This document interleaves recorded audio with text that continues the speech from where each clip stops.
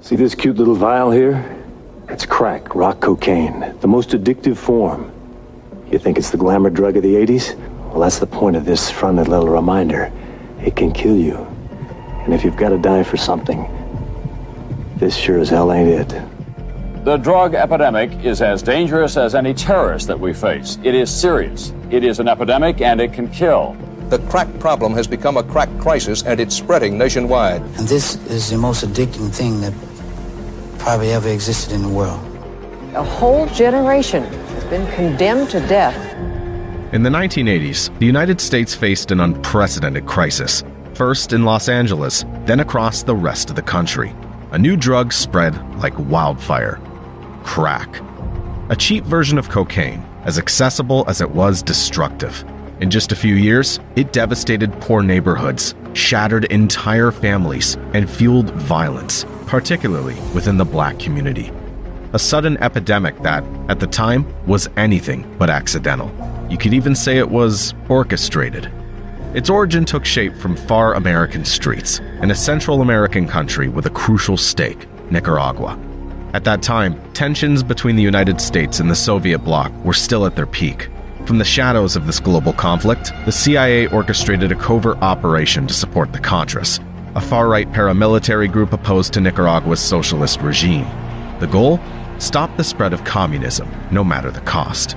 And that cost? The CIA turned a blind eye to cocaine being imported to finance the Contras, weapons for Central America, and cocaine for the United States. A silent and lucrative traffic tolerated in the name of higher interests. And so, a clandestine market took shape, and an epidemic emerged, one where drugs flooded American streets and fueled gang violence. The result? Devastated neighborhoods, sacrificed generations, and a truth that remained in the shadows for far too long. Cocaine and drugs are destroying this country, and it's going to get worse. Why is it going to get worse? Because we're out of control. We are out of control.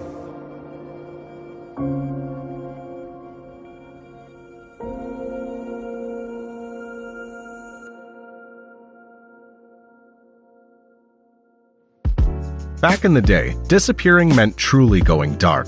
No phone, no signal, no paper trail.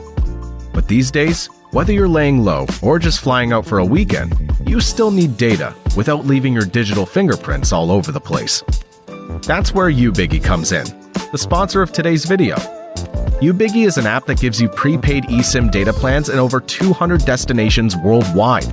No phone number, no SMS, just clean, instant mobile data wherever you land. And the best part? No roaming surprises. You save up to 90% compared to your regular carrier's fees, and it all works without any contract. Install the app, choose your destination, and activate your eSIM as soon as you arrive to get data. Perfect if you like to plan ahead and travel without stress. And unlike other apps, UBiggy is the only one that lets you top up even when you're out of Wi-Fi or cell credit. That's right, stuck in a cafe with 0 bars? You could still get back online in seconds. You don't need to remove your physical SIM. Your UBiggy eSIM works alongside your regular number, so you could still receive important calls or texts, and stick to WhatsApp to avoid extra fees. Way safer than public Wi-Fi, way cheaper than pocket hotspots, and way easier than hunting for a SIM at some random airport shop. Oh, and here's a quick tip. To check if your device supports eSIM, just dial *#06#. If you see an EID, you're good to go. Download the UBiggy app today and use my promo code GANGSTER to get 10% off your first plan. Click the link in the description for details. It might just save you on your next trip. You never know when you'll need it.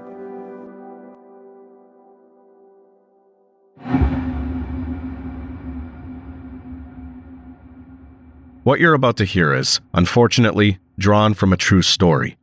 This documentary is based on the work of Gary Webb, an investigative journalist who, at the cost of his own life, exposed the CIA's role in the importation of cocaine and the spread of crack in the United States.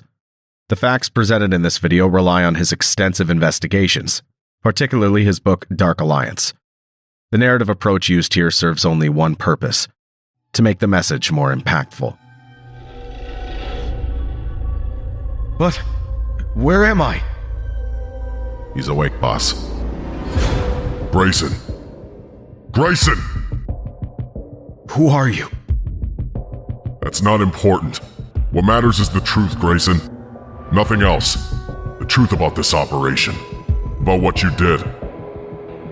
What are you talking about? Untie me, for fuck's sake! You know very well what we're talking about. Remember, crack flooding the streets of LA, the neighborhoods left to rot, kids armed to the teeth, broken families, and all the deaths that came from that shit. All that for a war thousands of miles away. A war that didn't even concern your country. No, I don't see it. Go fuck yourselves, I won't tell you anything. We're not gonna beat around the bush.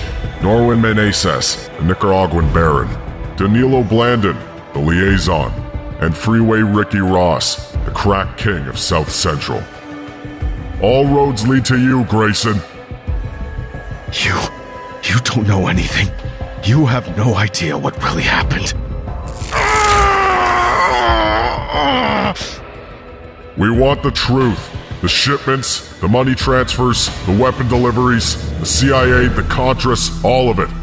Talk, Grayson. Tell us how it all started. Fine! Spill it! That's what you want.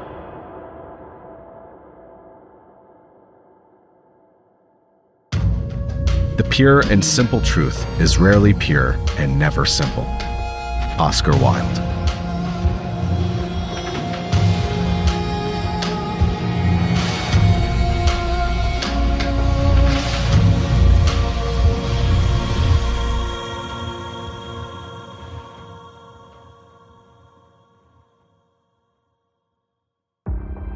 Let's start from the beginning.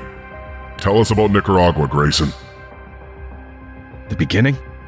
You mean July 1979?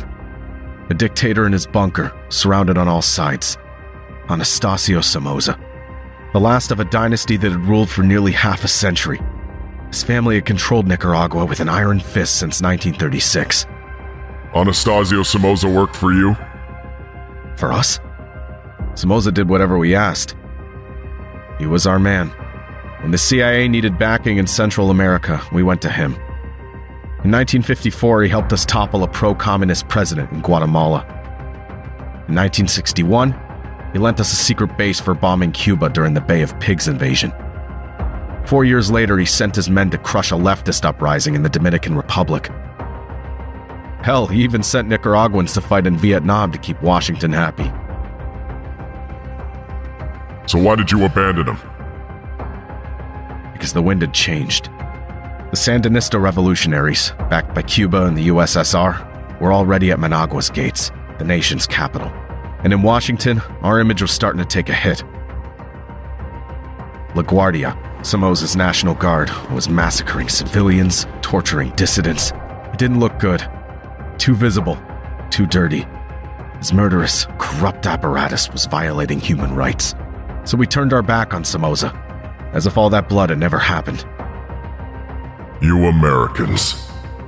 And how did he take it? Well, he felt betrayed. He begged the U.S. ambassador to Nicaragua. He reminded him of everything he'd done for us, like a loyal soldier. But our decision had already been made. Somoza was no longer useful. He was gonna fall, so we tried one last move. He put La Guardia on the table, that private militia. We'd built it in the 1930s, trained it in our bases. He told us, if I go down, La Guardia goes with me. And that scared us. We'd invested millions in that structure, arming it, training its officers in the complex arts of anti-communism. La Guardia was our bulwark against the red threat in Nicaragua, our lever to keep influence, no matter who replaced him. The U.S. ambassador promised he would do everything to preserve it. But in reality, it was already over. Somoza slipped away like a thief on the night of July 17th, 1979. 2 private jets, his generals, his cronies, all bound for Florida. And La Guardia? It collapsed within hours. The Sandinistas entered Managua without firing a shot. They declared the end of the dictatorship, the end of La Guardia. Those who managed to flee crossed borders. The others ended up in prison or executed.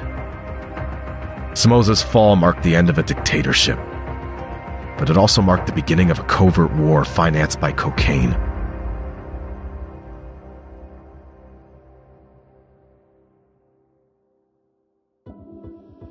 while that old regime was being buried, in Washington they were already talking about something else. Not Nicaragua. Cocaine. Members of Congress were starting to panic.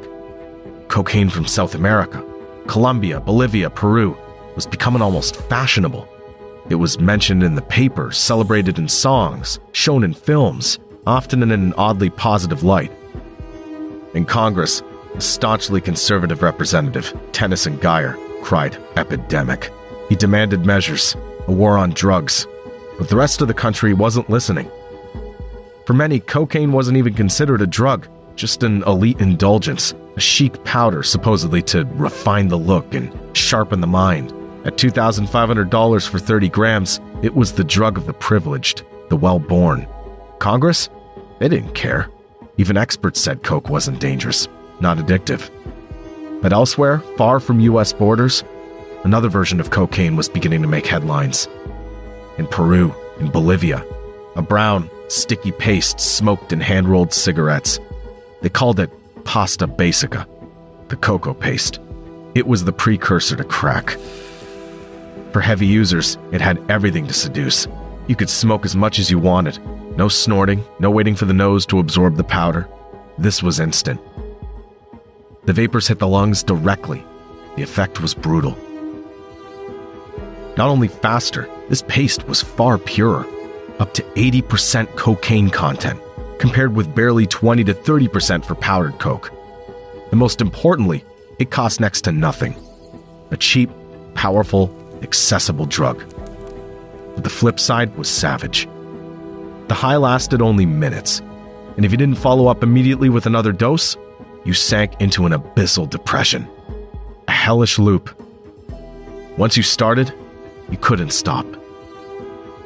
A Peruvian psychiatrist of the time warned, hallucinations, paranoia, lightning-fast addiction, hundreds of men ruined, burned out, dehumanized by this new form of cocaine. But who listened? Reports were in Spanish. Nobody took them seriously. Still, a Los Angeles researcher sounded the alarm. Ronald Siegel, a respected toxicologist, he had studied cocaine's effects for years, in labs and in the field. Reading a Peruvian psychiatrist's reports on the cocoa paste, he realized something troubling. This new mode of consumption was no longer confined to South America. It was crossing borders and beginning to show up in Los Angeles. What Siegel discovered next was even more alarming. With their taste for innovation, Americans had found a way to go further. To turn powdered cocaine into a smokable form, even purer and more destructive. A simple chemical process freed the base by removing the element that made it water-soluble.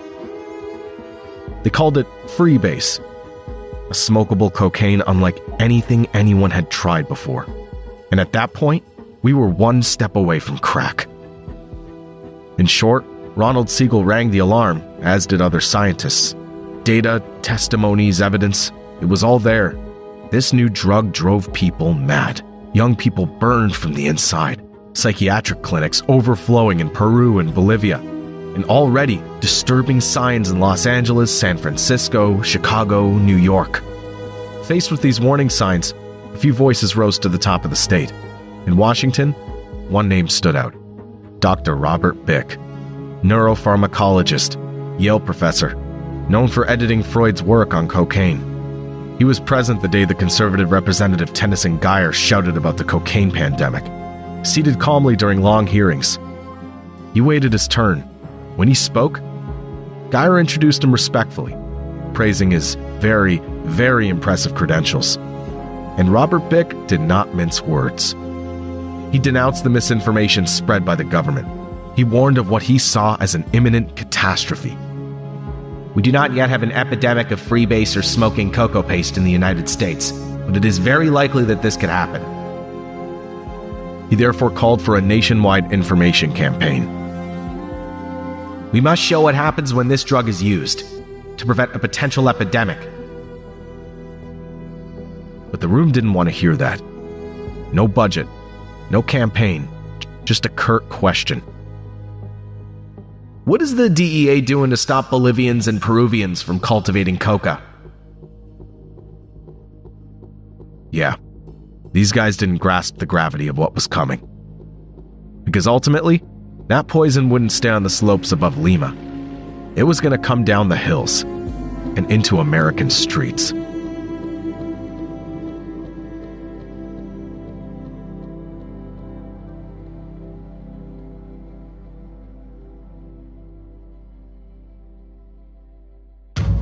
When truth is buried underground, it accumulates there with such explosive force that the day it erupts, it blasts everything away with it.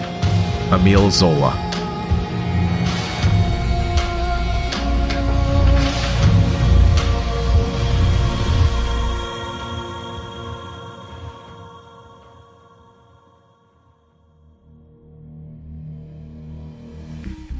Get back to Nicaraguan, Grayson. What happened after Somoza fled the country? Yeah, Nicaragua. At that point, everything was collapsing. The Sandinista rebels were advancing. Somoza was finished. The Guardia was imploding. And while the local aristocracy was fleeing like rats, a man showed up in Los Angeles on July 5th, 1979. His name? Oscar Danilo Blandon Reyes. A Nicaraguan exile, but not just anyone. Blandon was the son of a major landowner, married to an heiress from one of the most powerful families in Nicaragua. He had everything: wealth, connections, influence, and then in a matter of weeks, nothing. No more land, no more privileges. Forced to start from scratch in a country he knew nothing about. In Los Angeles, Blandon joined his family, who had arrived before him. But there was no way he was going to roll over and die. The Nicaraguan exile got moving again and found a job at a small used car lot run by two other compatriots, the Torres brothers, Nicaraguan giants who lived with two cousins of Pablo Escobar. Back then, the Torres brothers weren't yet in the cocaine trade, but it wouldn't take long. Same for Blandon, who at that moment started reaching out to old contacts, fellow Nicaraguans. At first, to talk about the country, exile, humiliation. Then the meetings became regular, more serious, and little by little, an idea took shape: organize a resistance from the United States. We created a group in Los Angeles. There were 5 of us. We called it the FDN, the Nicaraguan Democratic Force. Yeah, that was the early stage of what would become the Contras. But in truth, the FDN didn't exist yet. At that time, late 1979, early 1980, the money Blandon was collecting mainly went to support the Legion of September 15th, a group of Somoza veterans based in Guatemala, made up of the dictator's former bodyguards. It was only in August 1981 that the CIA merged several exile groups, including the Legion, to officially create the FDN, which would become the main Contra force. And the CIA in all this? You're dancing around it, Grayson. Tell me how they got their hands in it. Well, they waited until things were taking shape. When they saw that the Nicaraguan exiles were organizing, they sent an emissary, Enrique Bermudez, a former Guardia colonel, trained by the Americans and connected to the Pentagon. He was a trusted man, well regarded in Washington. On paper, it was clean. In 1980, the CIA contacted Bermudez and offered him a mission: build a resistance army against the Sandinistas. To do that, the agency put him in contact with the Legion of September 15th, the group of Somoza's old veterans. And a year later, under his leadership, the FDN was officially born. After that, Enrique Bermudez arrived in Los Angeles to recruit reinforcements, and among those he approached, one Danilo Blandon. Is that when the large-scale cocaine trafficking begins? Not yet. At that point, Blandon was still just a penniless political exile. But now, thanks to Bermudez and the CIA, he had a cause, helping his country's resistance. In Los Angeles, Bermudez visited the small circle of Nicaraguans Blandon belonged to.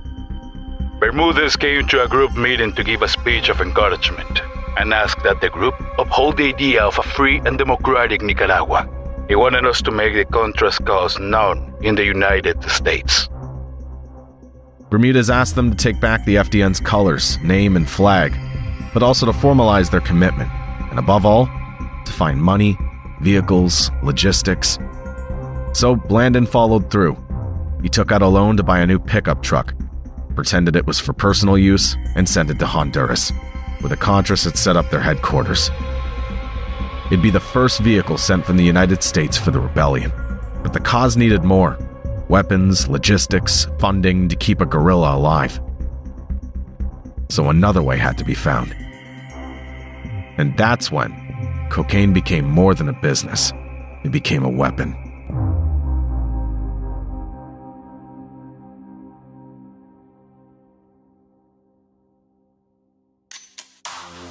So cocaine became a weapon to finance the war in Nicaragua. And Norwin Meneses? We know almost nothing about him, and yet he seems even more involved than Blandon. Tell us about him, Grayson. Norwin Meneses. He was already in the business long before all that, before the Contras, before the word cartel became famous. In the 1970s in Nicaragua, he was considered the king of cocaine. Meneses was the Cali cartel's representative in the country, brother of a Guardia General, close to the regime and protected by Somoza.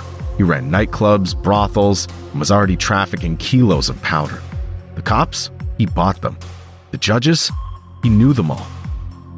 And he'd know Enrique Bermudez for a long time, a link going back to childhood, notably through his brother Edmundo, an officer and close friend of the commander. So when the Sandinistas took power, Norwin fled, like the rest. But he didn't go into hiding.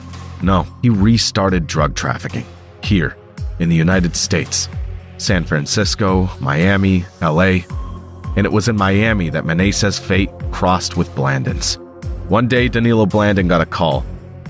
A former classmate, a well-connected exile, told him someone was about to arrive in Los Angeles, and he'd better listen to him. That someone was Norwin Meneses. Blandon waited for him at the airport. He'd heard the rumors, the stories. He knew this was a dangerous man. When they met face to face, Meneses got straight to the point. He laid out the plan. They needed to find money, fast, to send to Honduras. According to Blandon, that meeting had a very clear purpose: launch the movement, the Contras revolution. And for that, Meneses proposed a direct method: sell cocaine in Los Angeles to fund the war. Blandon would later confirm it, saying, Norwin Meneses told me to traffic drugs in Los Angeles to raise money for the Contras. And that's how we started. At first, Blandon hesitated. Selling cocaine to help his country's resistance wasn't what he'd imagined. But the idea took root, and if cocaine was the price to fund the revolution, so be it.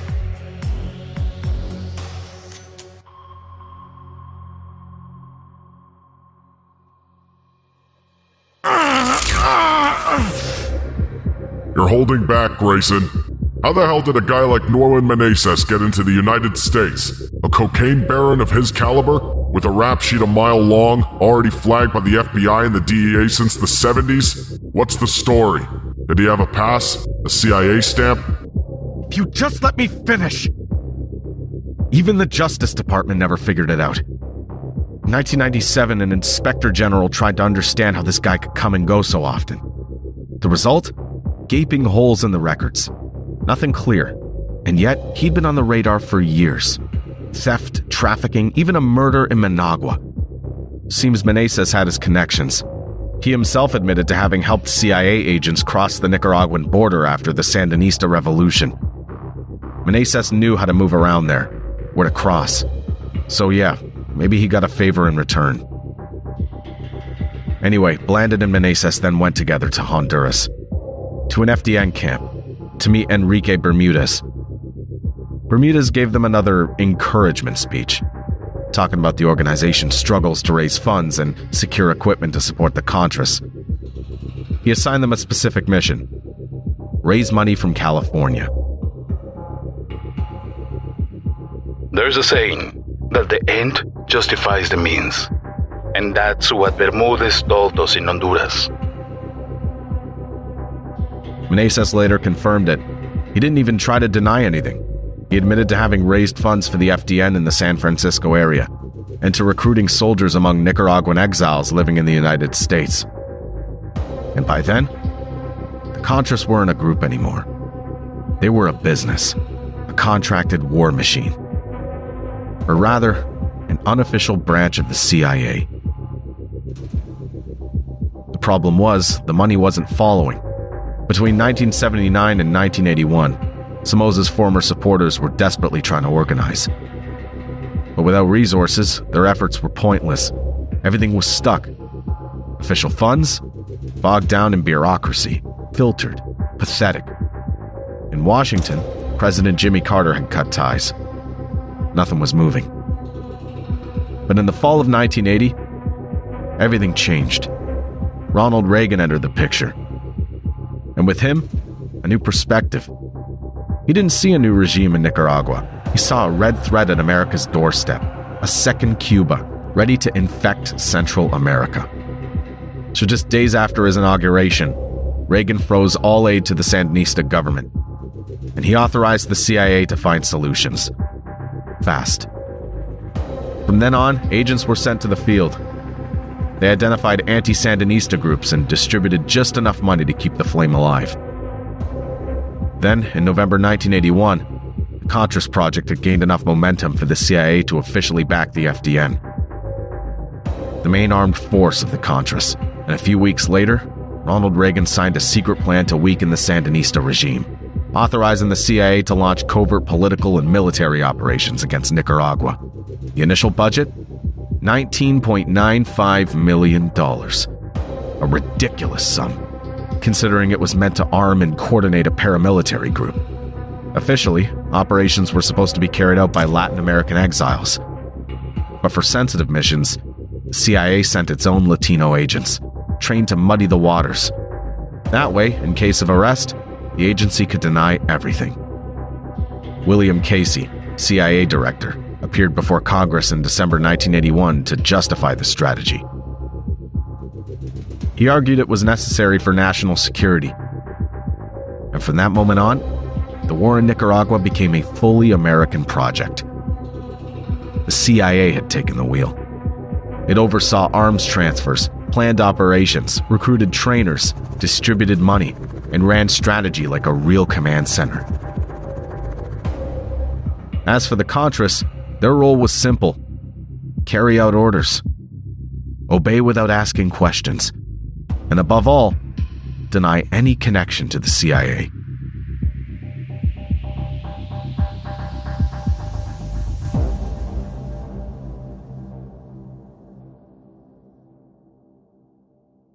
The great enemy of the truth is very often not the lie, deliberate, contrived, and dishonest, but the myth, persistent, persuasive, and unrealistic.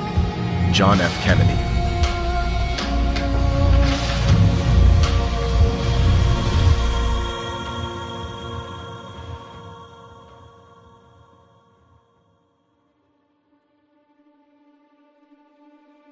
And in the meantime, Norman Meneses was flooding the country with cocaine. What was it, Grayson? Small quantities or full shipments? We were talking shipments, yeah.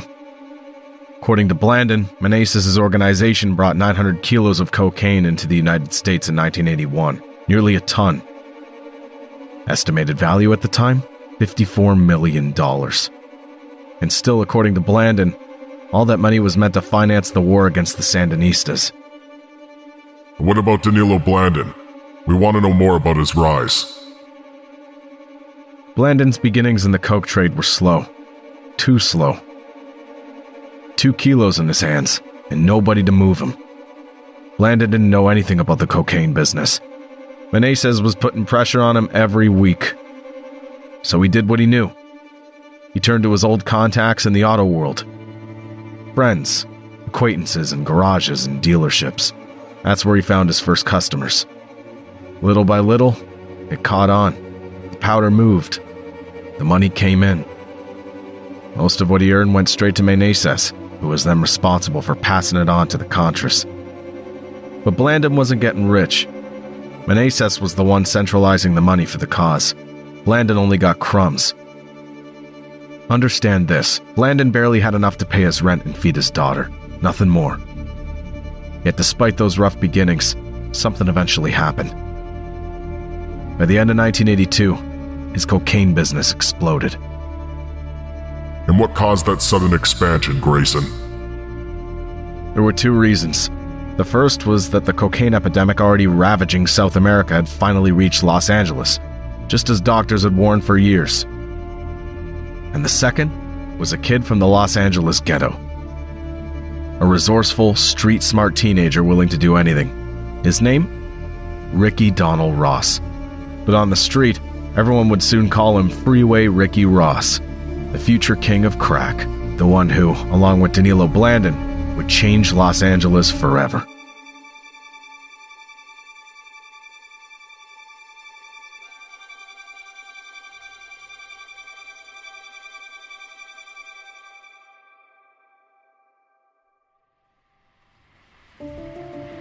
Ricky Ross, born in South Central, poor neighborhood in Los Angeles, saw his first rock at age 19. It was around Christmas 1979.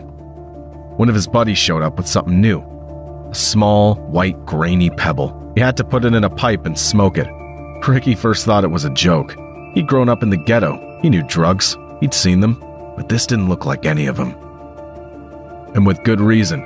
At the time, cocaine was the kind you snorted in LA's rich neighborhoods. Definitely wasn't some strange little rock you lit with a lighter on a street corner. Ricky then showed the drug to an old pimp, who tested it, and immediately wanted more. Except Ross had nothing to give him. He had no supply, no network. He didn't even know where to find any. In his neighborhood, coke was nearly non-existent. In South Central, the everyday drug was weed, not cocaine powder. A tiny quantity of coke alone cost nearly half the average annual income of a local resident. That tells you everything.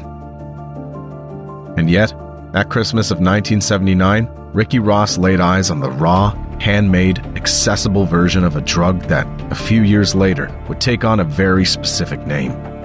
A direct offshoot of freebase, simplified for the street, stripped of its flammable solvents, and infinitely more dangerous in its consequences. It wasn't crack yet, but it was the precursor, a glimpse of the storm that was about to devastate America. So how did Ricky Ross get into the dope trade? Ricky Ross wasn't destined to become a drug kingpin. Back then, he didn't drink, didn't smoke. He'd never been in serious trouble with the law. He wasn't even affiliated with a gang, even though he'd grown up around the 74 Hoover Crips. They were old friends, familiar faces from the neighborhood. But him? He didn't have time for that. After class, he went straight to practice. Yeah, because his passion was tennis. His way out. He already pictured himself getting a scholarship at a big university, maybe even going pro. He had talent, enough to make his high school's best team 3 years in a row. But there was one problem. Ricky couldn't read or write. So college? Impossible. Without that, he dropped out of school and quit tennis. The dream collapsed. At home in South Central, it was his mother, Annie, who kept watch. A strict woman, a janitor in downtown office buildings. She searched his room, checked his stuff, hunted for the slightest sign of trouble. Yeah, because Ricky's father had been gone a long time. He left when Ricky was still a kid. So Annie was the one holding the house together, alone. In South Central, Ricky saw his future closing in. No more university, no more tennis. He had to find something else. That's how, in 1979, Ricky found a new foothold thanks to a guy he'd met on the tennis court. Mr. Fisher. An auto upholstery teacher. Fisher managed to get him a spot in a vocational training center. Ricky started taking auto repair classes while continuing to spend time with Fisher, who gradually became a father figure. And little by little, Ricky discovered another side of him. Mr. Fisher was involved in cocaine trafficking. After enough conversations, Fisher eventually showed him a small amount of cocaine, $50 worth, easy to resell. For a kid from South Central looking for money, the idea started to make sense. He then talked it over with Ollie Newell, a friend recently out of prison, pushed him to give it a try. Ricky hesitated, but eventually agreed. He felt ready to try. With the first sample supplied by Fisher, the two of them started dealing dope. But it got burned at first. The first customer ran off without paying. So Ricky and Ollie stole a car to finance another purchase of cocaine. This time, their customer didn't disappear, and their investment paid off. They resold in small doses, made several $100s, and fell right back into the cycle. Buy, cut, sell. From that moment on, Ricky Ross had set foot in a business that would soon become massive.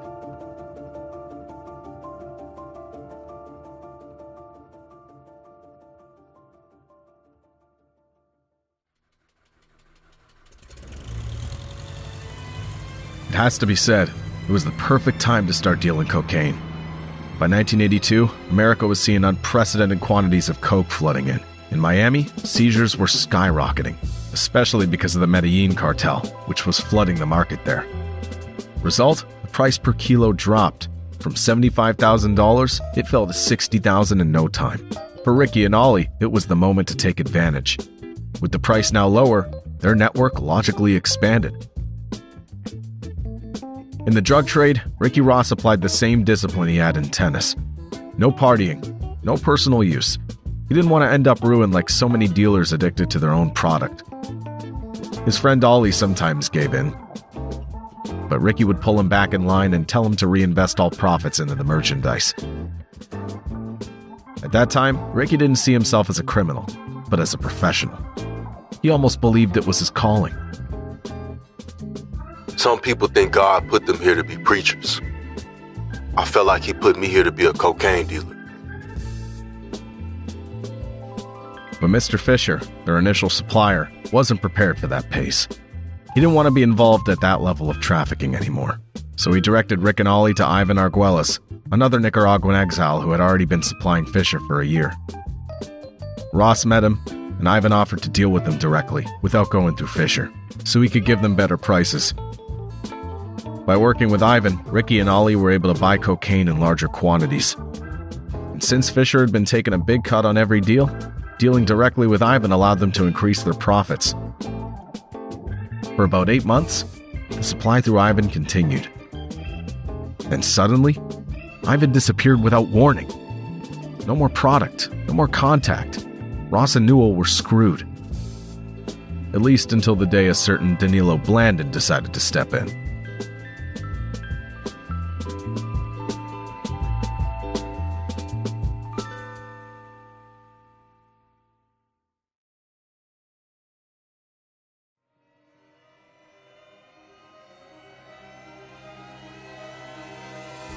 So Blandon just showed up like that, at the perfect time? He didn't show up by chance. Blandon had been watching for a while.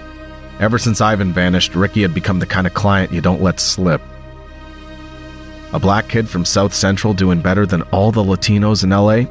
It was an anomaly. But above all, an opportunity. So Blandon didn't need long to think. He was working for Norwin Meneses, moving 1 or 2 kilos at a time, without ever taking off. Meneses was pressuring him to bring in more money for the Contras, but he sold at high prices and kept almost all the profits. And that didn't exactly help Blandon. He didn't even own a car. Had to rent them just to make his trips. Basically, Blandon was living under pressure, with no room to maneuver. Meanwhile, Ivan had discovered Ricky Ross. And with him, the business was growing. Blandon was watching all of this, but he was stuck on his side, tied to Meneses. He watched the kid from South Central grow without being able to reach him. I wish I'd known Ricky, because I wanted to grow in the business. And then the opportunity came for Blandon.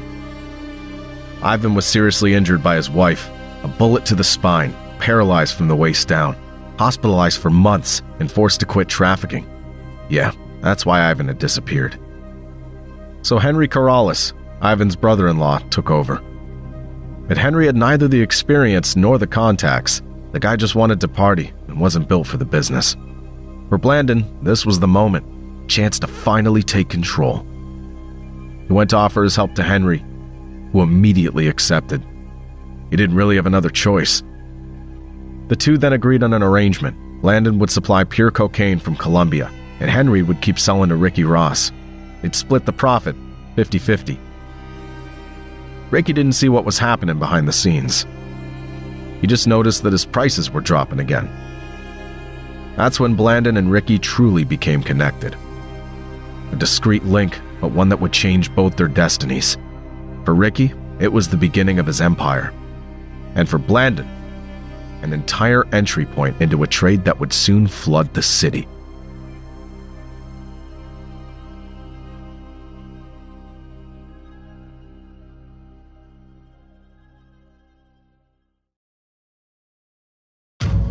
I'm for truth, no matter who tells it. I'm for justice, no matter who it's for or against. I'm a human being, first and foremost. And as such, I'm for whoever and whatever benefits humanity as a whole. Malcolm X.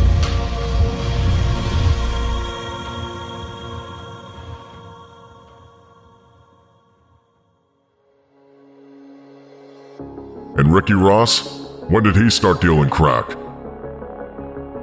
Well, at first he was selling powdered cocaine. But shortly after his partnership with Blandon, something started to change in South Central.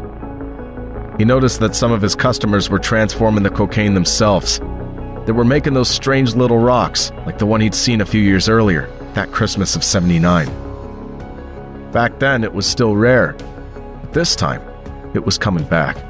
The rock Ricky saw reappear in his neighborhood wasn't exactly freebase anymore. No, it was a simplified version, stripped of chemical solvents, made for the street. A cheap product, easy to make. Yeah, that was crack. Not yet called that, but the final form was already there. Strangely, at first, nobody wanted it. The product looked suspicious. A cocaine you could buy for $25? To many, it seemed like a scam. But then Ricky remembered the pimp who had smoked the rock and came back jittery, ready to buy more. He understood one thing. If this stuff caught on, it could be huge. Ricky noticed that some users of this new drug didn't have the time or desire to prepare their dose. They were asking Ricky to give them the rock ready to smoke. So he agreed. In the beginning, Ricky Ross didn't know how to cook it. He paid others to make the rocks for him. But the cooks made things complicated and kept their recipes secret. In reality, it was simple. All you had to do was heat cocaine powder with water and baking soda. As soon as it crackled, it was ready. Ross eventually watched his cooks and decided to try it himself. He crumbled the rocks and sold them in $20 packs. Ross even smoked some himself, but the product was so strong, he swore he would never touch it again. He'd seen the effect it had on his customers. After one hit, they didn't want anything else. In short, crack was here. And that's how it began to spread through all of South Central. But for Ricky, crack wasn't immediately the goldmine he'd hoped for. By the end of 1982, he started to see the limits of the market. With powder, he could sell at a higher price, inflate his margins, and nobody complained. With rocks, it was a different story. When crack hit the street, Ricky had to sell doses at $20, chasing cars, collecting each bill one by one. It was tedious at first. Fortunately for him, crack had opened the cocaine market to everyone. You no longer had to be rich to use it.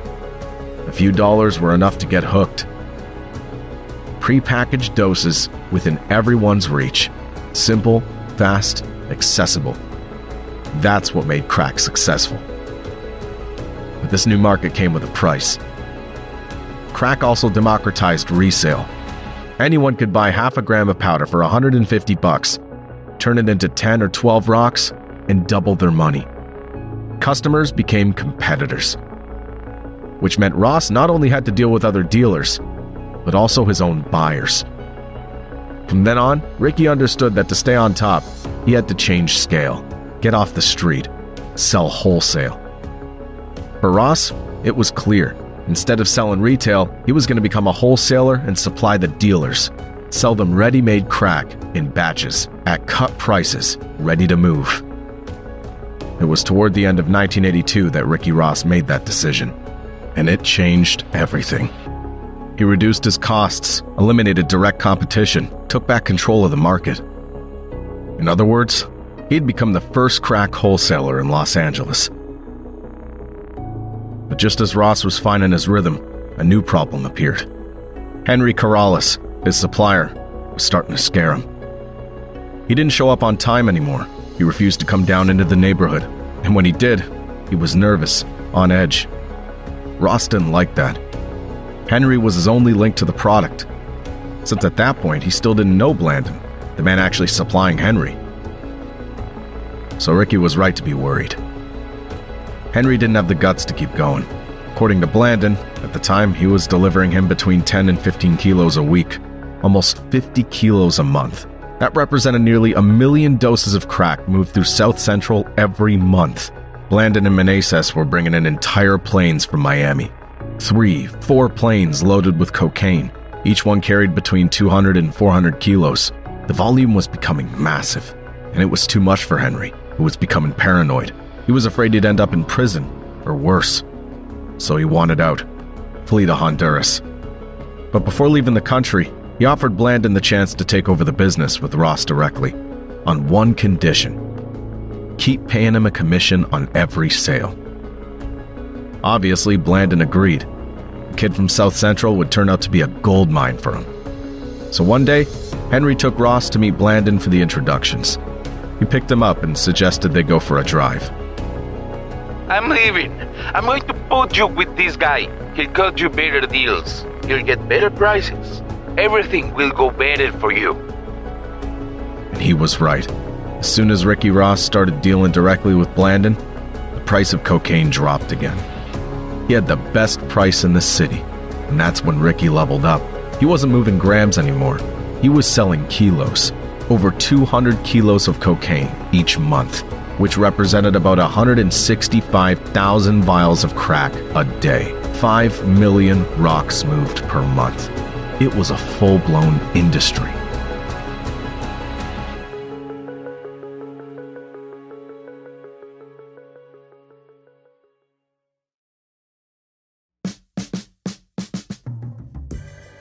Starting in 1984, it blew up.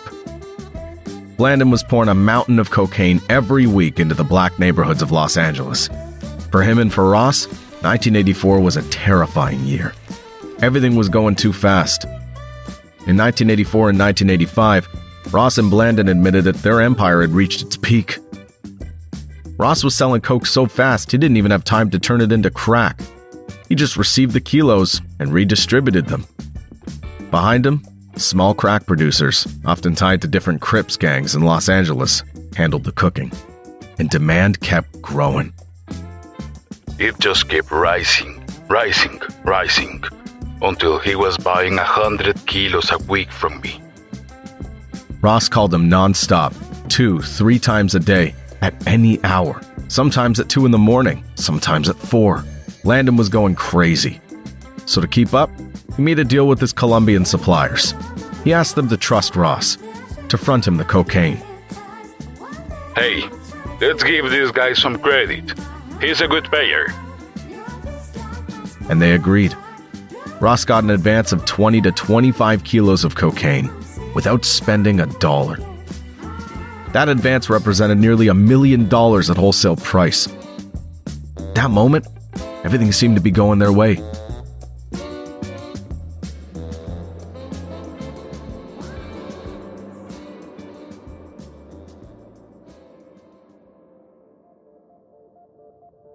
But Ross then noticed a change.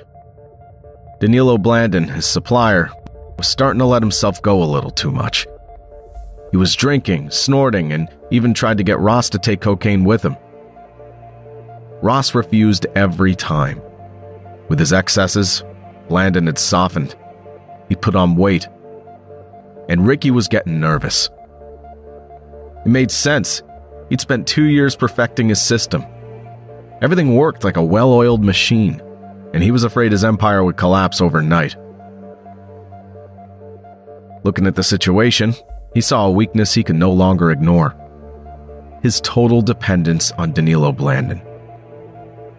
The problem was, no other supplier could compete with Blandon. With him, Ross got cocaine at an unbeatable price. While others paid $45,000 a kilo, he was getting it for $38,000. And with him, there was never a shortage. Besides, Blandon wasn't just his supplier, he was also his protector. In Los Angeles, Danilo always told me they were going to raid my place. The cops straight up thought one of their own was working for me. And every time, it proved true. A few days later, the cops showed up. So Ross knew exactly what he owed Blandon. So switching suppliers? That would have been like shooting himself in the foot. So Ricky Ross stayed loyal to Blandon until the end? Not exactly. Ricky owed him everything, but he had understood a simple rule. In this business, loyalty had its limits. After seeing Blandon stuck on his couch, unable to deliver on time over and over again, Ross decided to look for other sources. Among the offers he received, there was one from the Torres brothers, the two Nicaraguan giants who were also involved in the cocaine trade. Ross had met them through Blandon. One day, the Torres brothers had discreetly slipped him their number, just in case. Ross remembered it and called them one day. The Torres brothers were ready to do business with him.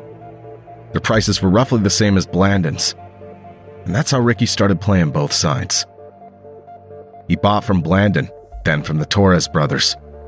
Then he went back to Blandon, claiming his other suppliers were giving him better deals, and he did the same in the other direction.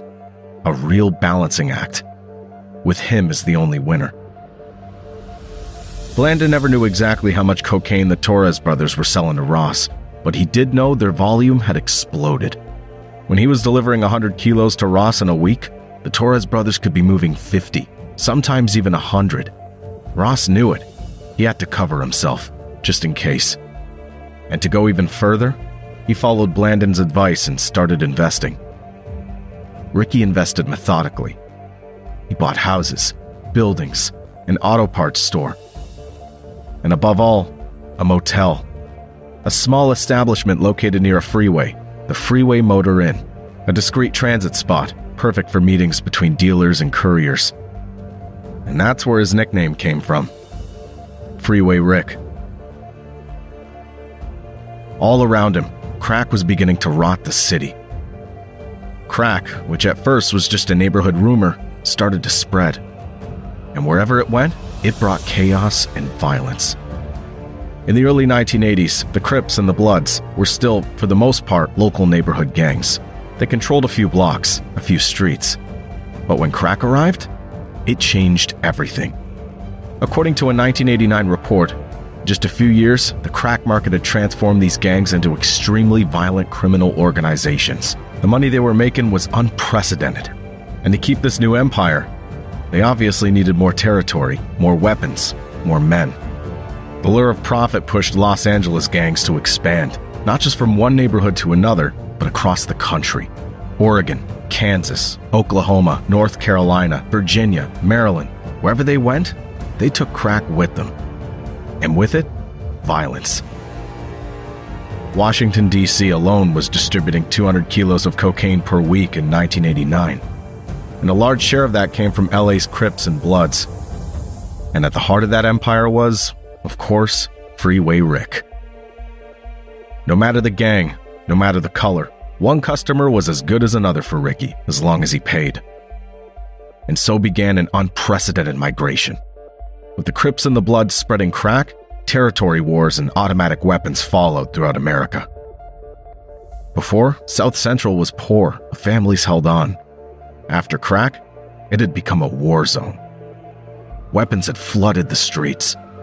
A member of the East Side Crips himself would say, Before, nobody had 9mm, M16s, or AK-47s. After 1986, anyone could get one.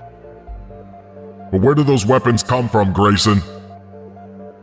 Danilo Blandon was behind it all.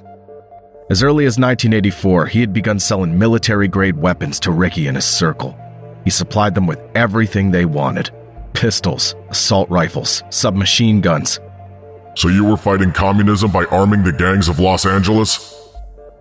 Blandon, at least, had never hidden the truth. The weapons flooding South Central did come from his network. And his network was the Contras network. Officially, it was for private security. In reality, the weapons followed two routes. Some went straight into the streets of LA. Others were sent to friends in the South. But the guns ending up in South Central, were only the tip of the iceberg. Beneath that, a much larger network was being woven in the shadows. From the early 1980s, reliable informants were sounding the alarm. The Justice Department was receiving increasingly disturbing reports.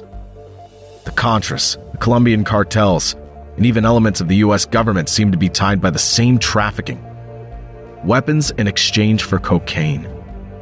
A childhood friend of Norwin Meneses, recruited by the DEA, had told everything. According to him, Meneses was shipping cocaine from Colombia, sometimes via Nicaragua. Part of the money collected was then used to buy weapons for the Contras. Deliveries, he said, were facilitated by American agents themselves.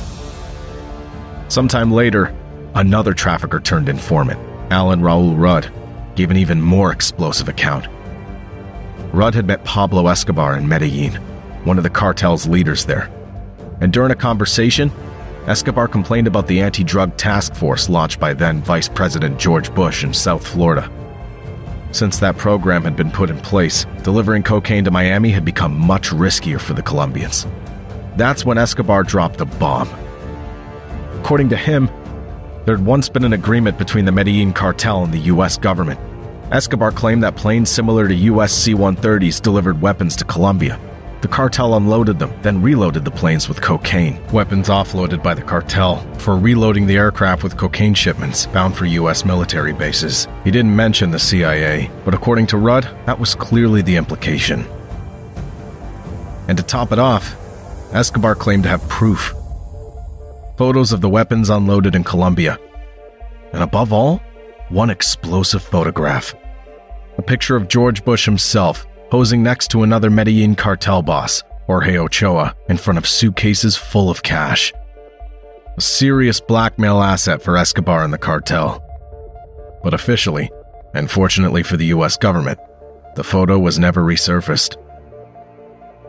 Rudd, however, wasn't the only one telling that story. Around the same time, an FBI informant in Miami, Wanda Palacios, made a similar revelation.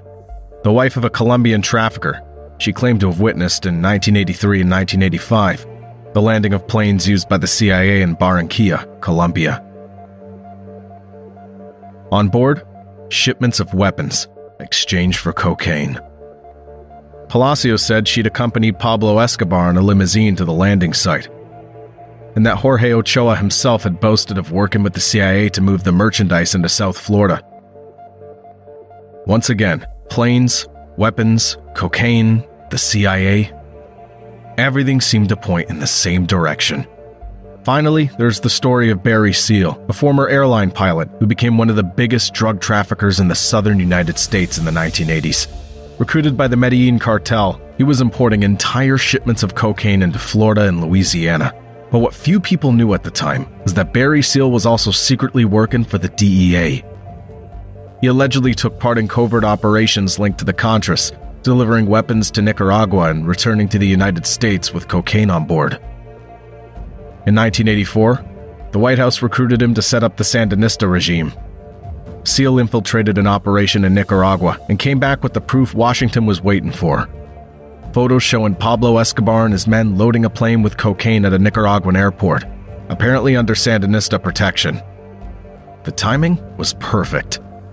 On the eve of a crucial vote in Congress on aid to the Contras, Ronald Reagan decided to broadcast one of the images on national television.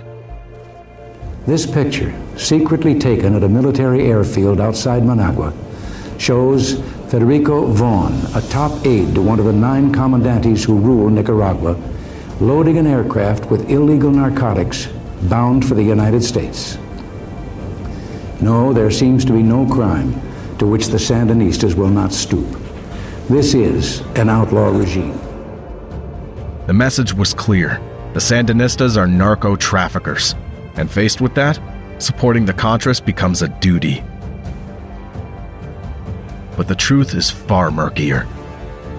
Declassified documents later revealed that even the CIA was never able to prove the Sandinista regime's direct involvement in the trafficking. Despite months of investigation, not a single solid piece of evidence. The whole show was staged. A manipulation designed to sway public opinion. And Barry Seal? He was assassinated in 1986 in New Orleans by Colombian hitmen. Officially, on orders from the cartel. Off the record, maybe because he knew too much.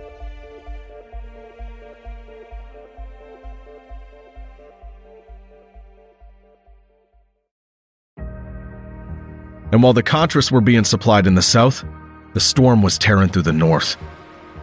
Neighborhood by neighborhood, street by street, America was sinking, but no one was watching. Until the day someone finally looked up. A cop named Jerry Gutzetta, Narcotics Division, Los Angeles County. A guy who hated dealers more than most. One of them had killed his brother. So for him, it wasn't about justice anymore. It was personal. One day, Jerry Gutzetta started investigating a ridiculous detail. An unemployed guy who had bought 8 money-counting machines. Just a yellow light in the daily grind of a cop like Gutzetta. But for him, it was enough. He dug until he found 2 outsized figures. The Torres brothers. 2 giants with no visible criminal record, but bank accounts overflowing with cash. They were always in South Central, dropping off suitcases and picking up others. Gutzetta started watching them. Until the day he discovered that one of the Torres brothers was on probation for cocaine possession, enough to get a warrant. Result? On August 11th, 1986, Gutzetta and his colleagues raided the Torres' place. There, they hit the jackpot. $400,000 in cash hidden in a closet. But no trace of drugs. The Torres brothers were too smart. Like Blandon, they always kept the money separate from the product. If they were convicted, they risked, 3 years max? For Gutzetta, that wasn't enough. He needed better. So he had an idea. What if he tried to turn the Torres brothers into allies? The Torres brothers had a weak spot. Their girlfriends, who happened to be close relatives of the drug lord Pablo Escobar. So Gutzetta gave them an ultimatum. Either they cooperated, or their partners would be prosecuted, jailed, then deported. For the Torres brothers, that was unthinkable. In their culture, sacrificing family was worse than prison. And betraying a man like Escobar? That wasn't even an option. It was a guaranteed death sentence. Cornered, the Torres brothers finally gave in. And then, everything became clear. Through their confessions, a sprawling network appeared. Routes, safe houses, tons of coke, entire truckloads of cash. The Torres brothers estimated they had laundered nearly $100 million since January 1986. They claimed to have hidden between $250 and $500 million around Los Angeles, and to have over 1,000 kilos of cocaine in reserve. Gutzetta couldn't believe his eyes. He thought he was dealing with 2 bullshit artists. But when the Torres brothers took him to see the operation, Gutzetta saw the deliveries. Suitcases full of cash, 40 kilos of cocaine dropped off, $720,000 picked up in a few days. It was unbelievable. Every location had a purpose. An empty building was actually a conversion lab. Another, busier one, a distribution hub. And that brand new motel, the Freeway Motor Inn, Ricky Ross's base. And besides turning in Ross, the Torres brothers also turned in Danilo Blandon. They revealed to Gutzetta how, for months, Blandon had supplied Ricky and Ollie. How, thanks to him, cocaine deliveries never stopped.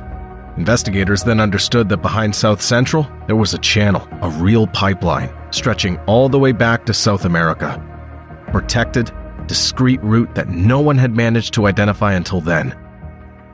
They also learned that Danilo Blandon wasn't just a supplier, but a man with murky connections. A man with access to confidential information, described by the Torres brothers as untouchable, protected by backers they themselves were afraid to name. On paper, it looked like a decisive victory. Except in reality, it was a dead end. Gutzetta and his colleagues actually had no way to establish direct proof that these individuals were involved in drug trafficking, or that all the merchandise belonged to them. So in the meantime, Blandon and Ricky kept flooding Los Angeles with crack. Every week, millions of dollars worth of cocaine was moving through the city. And strangely, even under the FBI's watch, Blandon continued his business without a hitch. Investigators then realized that, to strike hard, they had to target the man at the center of the crack market in South Central. That's how, on January 12, 1987, The Sheriff's Department and the LAPD joined forces to create a special unit, the Freeway Rick Task Force. It was unheard of. An entire multi-jurisdictional brigade set up to take down a single man. At that point, Freeway Rick had clearly become law enforcement's top priority. The police were done listening to rumors and chasing shadows. They were going to wage war. He had to be taken down, not just for drugs, but as an example. An official report from the task force put it bluntly. Taking down Ricky Ross would send a powerful message to all of South Central, a clear warning. No one was untouchable. For some, like Utseta, it had become personal. Same with Steve Pollock, a veteran of the streets of South Central, who had watched crack turn neighborhoods into war zones. To him, Freeway Rick wasn't just a dealer. He was responsible for all that chaos, ground zero of a national epidemic. What he did was poison tens of thousands of people. Not just in LA. The cancer he unleashed spread across the entire United States. With police on his heels, Ricky Ross quickly felt the pressure. The Freeway Rick Task Force didn't let up. On January 21st, 1987, they hit hard. The Freeway Motor Inn was stormed like an enemy stronghold. Every room searched, cash seized, and an ultra-sophisticated radio device found, tapped into police frequencies. That same day, the task force raided Rick's mother's house. They found an Uzi and 2 bulletproof vests. When Ross called, furious to protest the search, Pollock didn't flinch.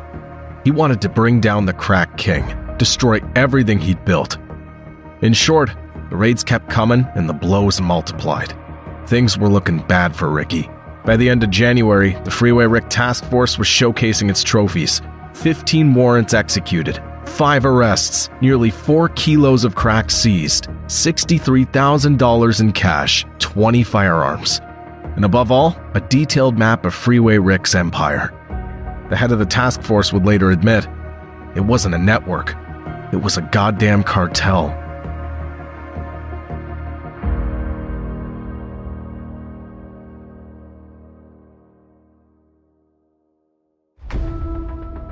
Meanwhile, Danilo Blandon could feel the storm closing in.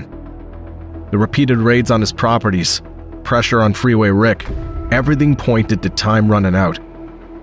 So Blandon made a decision. He quietly left Los Angeles.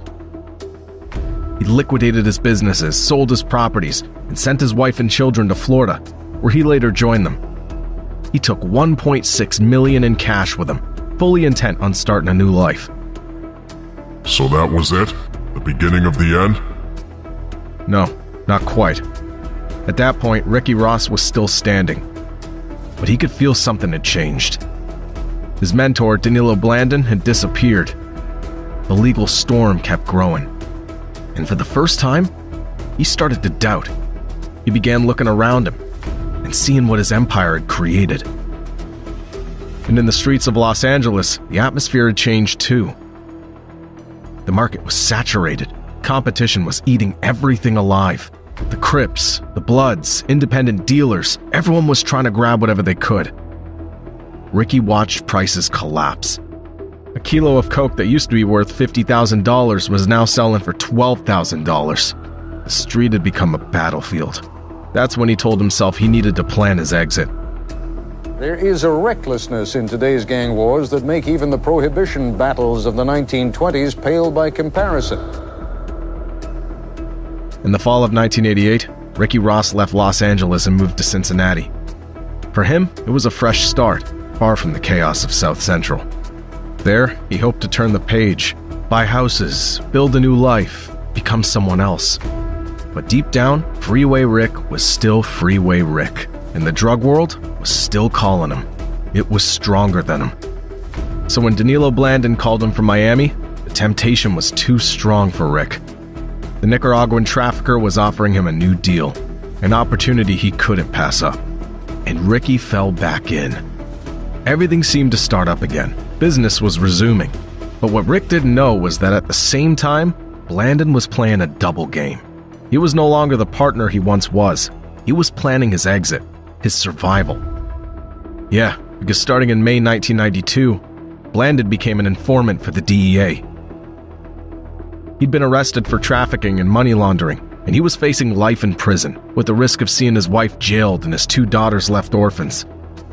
So he negotiated his immunity, and in exchange, a secret collaboration. He would deliver his former partners, one by one. And at the top of the list, you guessed it, Ricky Ross. To do that, Blandon hounded him with calls, pretending he owed money to the Colombians. He claimed he desperately needed him. Ricky hesitated for a long time, but cornered by the pressure, he eventually gave in. And in February 1995, everything was set up. Ricky showed up to the meeting arranged by Blandon, except it wasn't a regular deal. In reality, everything was under surveillance. Ricky Ross briefly inspected a vehicle containing several kilos of cocaine, and within seconds, the trap snapped shut. Police cars came out of nowhere. Ross tried to run, but it was useless. He was quickly captured, handcuffed to the ground, betrayed by the man he still considered a brother. And while Rick was going down, far away in Nicaragua, another empire was collapsing. Norwin Meneses, the godfather of the network, had recently come under close surveillance by the Nicaraguan National Police, and in November 1991, after months of secret investigation, authorities launched a series of simultaneous raids on his properties. Result, 725 kilos of cocaine were seized from his home. Norwin Meneses and several of his associates were arrested, bringing an end to one of the most powerful drug networks in Central America, a network the DEA had allowed to thrive for nearly 2 decades. At the time of his arrest, Meneses claimed he had acted with the blessing of a superpower, and that he had worked for the DEA with a secret mission to frame high-ranking Sandinista officials in a drug scandal. Except this time, no one was coming to save him. And so that's how this story ends? Ricky Ross and Meneses behind bars, Blandon cleared, free as air. And the Contras? Nicaragua in flames, America handed over to crack. All that for a few scraps of territory. You wanted the truth? Well, there you go. You've got it. It's true. We let traffickers flood our streets to finance a war that wasn't ours. We armed gangs while shouting about the war on drugs. We sacrificed entire neighborhoods to support a few thousand guerrillas on the other side of the world. We watched crack destroy generations, and we looked the other way. That's how it was. All of it in the name of national security. All because we thought the evil was them, and not us. Told you everything I know. Now let me go! We've got everything we need. Release him. Yes, boss. No, no, no!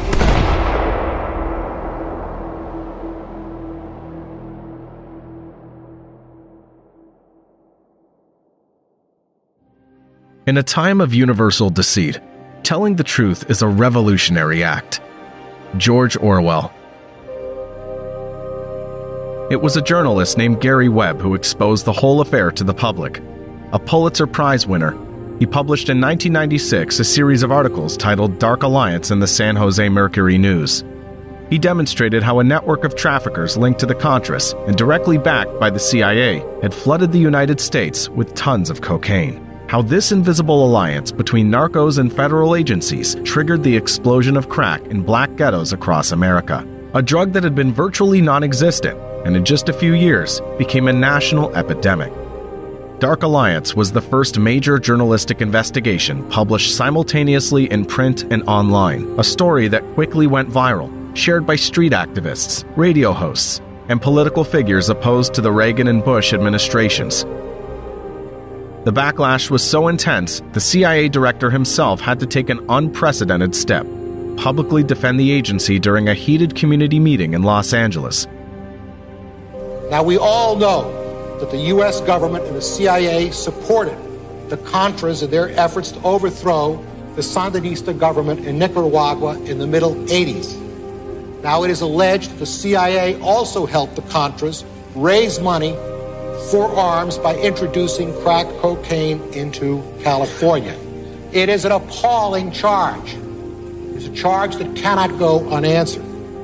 I have asked the CIA Inspector General to undertake a full investigation. Faced with the scandal, the American press then turned on Webb himself.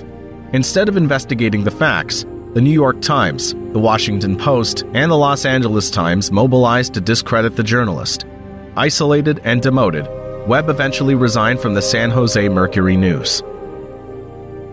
In 1998, the CIA's Inspector General finally admitted that the agency had indeed maintained ties with drug traffickers connected to the Contras, and that it had turned a blind eye to their activities, and sometimes even protected them. Ricky Ross, the crack king of South Central, would later claim he knew nothing about those connections. To him, Blandon was just a nice guy with a lot of cheap cocaine. After the trap set by the Nicaraguan in the DEA operation, Ross was sentenced to life in prison. He was eventually released in 2009 for good behavior. As for Blandon, he was never seriously prosecuted. He still served a 28-month prison sentence. Afterward, he obtained a U.S. permanent resident card and received payment from the DEA for his role as an informant. His own lawyer claimed that the CIA had approved his illegal activities. Norwin Meneses, a central figure in the network, was never arrested by U.S. authorities. It was only in Nicaragua, in 1991, that he was tried for drug trafficking. During his trial, a former military officer claimed that Meneses had openly financed the Contras by selling cocaine. Sentenced to 15 years in prison, he was released after 7. Multiple witnesses said Meneses enjoyed total protection. It should also be noted that in 1986, another scandal erupted. The Iran-Contra affair. The U.S. Congress discovered that the Reagan administration had sold weapons to Iran, despite an arms embargo, in order to fund the Contras in Nicaragua. Of the $30 million paid by Tehran, only $12 million was used to deliver the weapons that had been promised. The rest was diverted to arm the Contras, an operation carried out in direct violation of laws passed by Congress and approved at the highest levels of government. Several government officials were convicted, but none went to prison. Reagan, meanwhile, remained popular until the end of his term. Yet, despite the weapons and Iranian money, the Contras never managed to defeat the Sandinistas militarily. It was only after a bloody civil war, repeated sabotage, and constant pressure from the United States that the Sandinista regime finally gave way, not to bullets, but at the ballot box. A center-right coalition, led by Violeta Chamorro, won the elections in February 1990. But what few people knew at the time was that this war, supposedly fought in the name of freedom, was also financed with cocaine. And that truth was inconvenient. On December 10, 2004, Gary Webb was found dead in his home in California, with 2 gunshot wounds to the head. According to the official version, he took his own life. Give us some explanations. You, the president, and everybody else should be highly upset and say, how did this cancer get here? How did it happen? I will tell you, Director Deutsch, as a former Los Angeles police narcotics detective, that the agency has dealt drugs throughout this country for a long time. CIA fights drugs. CIA does not encourage drugs. How are we supposed to trust the CIA official to investigate themselves? You want to know why black people don't believe in the government? Because we know what the government is capable of. Don't give me the conspiracy bullshit. Come on, you're a more intelligent man than that. Well, come on. I mean, come on. There has never been a conspiracy. And some of the money they were making was going to support an army that the men who ran the cocaine ring worked for, called the FDN. This was an army that the CIA started in 1981 and supported. Better known to us, most of us who remember news, the Contras. The report said 2 Nicaraguans, Danilo Blandon and Norwin Meneses, sold tons of cocaine to Los Angeles drug dealer Ricky Ross. Did the CIA put drugs into the black community? We don't have any evidence so far that they did it directly. And what we have evidence of is that men working for a CIA-run army did do that.